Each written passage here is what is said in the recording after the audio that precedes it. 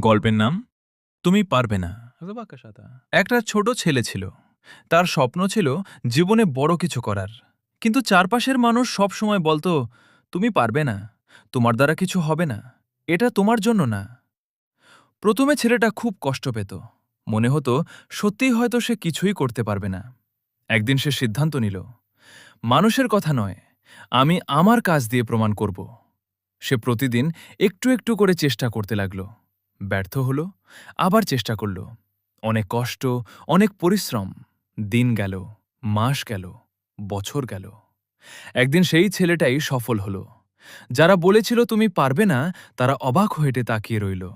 ছেলেটা শুধু একটা কথাই বলল, মানুষের কথা শুনলে স্বপ্ন মরে যায়, নিজের উপর বিশ্বাস রাখলে স্বপ্ন সত্যি হয়। মনে রাখো, আজ যারা বলছে তুমি পারবে না, কাল তারাই তোমার সফলতার গল্প বলবে।